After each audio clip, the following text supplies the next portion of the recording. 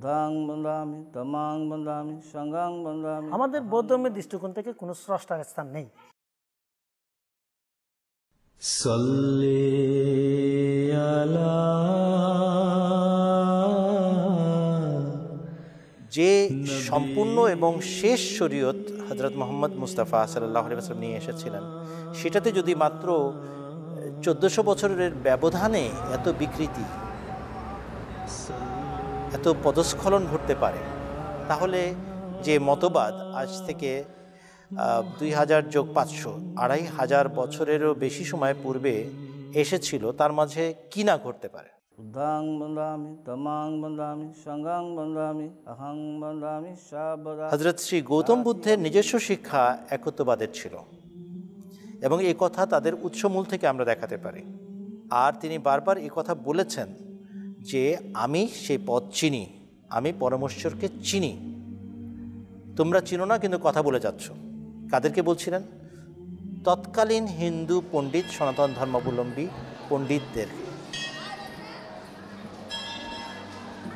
তোমরা নিঃসার কথা বলছো, অর্থাৎ যার মধ্যে কোনো সারবস্তু নাই, তোমরা এমন কথা নিয়ে আলোচনা করছো, কেননা তোমাদের সমস্ত কথা ফোকলা বুলি আওড়ানো ছাড়া আর কিছু নয়। কিন্তু আমি সেই ঠিকানা জানি, আমি সেই পবিত্র অস্তিত্বকে চিনি।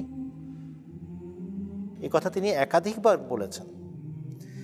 এটা সত্ত্বেও তার প্রতি নাস্তিক্যবাদ আরোপ করার কারণ হচ্ছে, নম্বর 1 যুগের ব্যবধান, নম্বর 2, এবং এটি 2 নম্বরটা মৌলিক কারণ হিসেবে আমি মনে করি, সেটা হলো তিনি তৎকালীন প্রচলিত ধর্ম, সনাতন ধর্মাবলম্বীরা যেটা পালন করছিল তখন বিকৃত আকারে, সেটার ঘোর বিরোধী ছিলেন।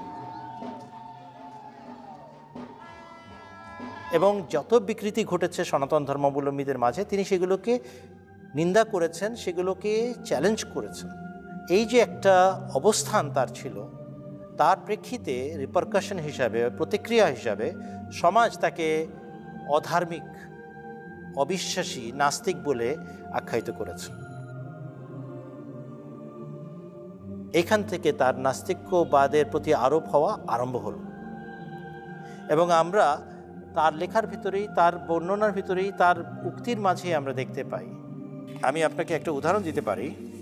ধর্মত্যাগী ভিক্ষুদের অপপ্রচার, এটা সাব্যস্ত হয় মধ্যম নিকায়া 1ম খণ্ড সিংহনাদ বর্গ মহাসিংহনাদ সূত্র 1 পৃষ্ঠা নম্বর 83-তে। এক সময় ভগবান বৈশালী সমীপে অবস্থান করিতেছিলেন, বহির্নগরে পশ্চিম দিকে অবস্থিত বনখণ্ডে।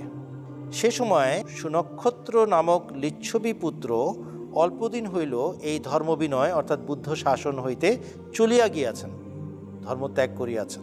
তিনি বলছিলেন, শ্রমণ গৌতমের নিকট অলৌকিক ঋদ্ধি শক্তি নাই, আর্য জ্ঞান দর্শন তথা দিব্যদৃষ্টি অতীন্দ্রিয় জ্ঞান তো দূরের কথা, তিনি শুধু তর্ক প্রণোদিত এবং মীমাংসানুচরিত ধর্মই উপদেশ প্রদান করেন, অথচ স্বয়ং বক্তা হইয়া স্বপ্রতিভায় তিনি যাহার হিতার্থ ধর্ম উপদেশ প্রদান করেন, সে তদনুযায়ী কার্য করিলে তাহা সম্মুখভাবে তাহাকে দুঃখ ক্ষয়ের অভিমুখে চালিত করে।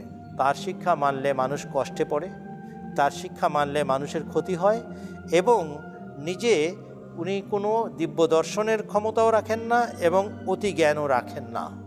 এ কথা কে বলছে? ধর্মত্যাগী এক সাবেক বৌদ্ধ। তার মানে জানা যাচ্ছে যে তার বিরুদ্ধে একটা দল কাজ করেছে, যা তিনি শিক্ষা দিয়েছেন সে কথাও মানত না, বরং তার উল্টো শিক্ষা প্রচার করে বেড়াত। এরকমই একটা সিচুয়েশন, এমনই একটা পরিস্থিতির কারণে তার প্রতি নাস্তিক্যবাদ আরোপ হয়ে থাকবে। সুতরাং অনেকগুলো সম্ভাবনা রয়েছে তার প্রতি নাস্তিক্যবাদ আরোপের। তার মধ্যে প্রধানতম বিষয় হচ্ছে, যারে দেখতে নারী তার চলন বাঁকা, অর্থাৎ তিনি যেহেতু হিন্দুদের কদাচারের বিরুদ্ধে কথা বলেছিলেন, তারা তাকে অধার্মিক এবং নাস্তিক বলে আখ্যায়িত করেছে। ভিক্ষুদের কেউ হযরত শ্রী গৌতম বুদ্ধের নিজের কথা বুঝতে অক্ষম ছিলেন। হযরত শ্রী গৌতম বুদ্ধের নিজস্ব শিক্ষা একত্ববাদের ছিল।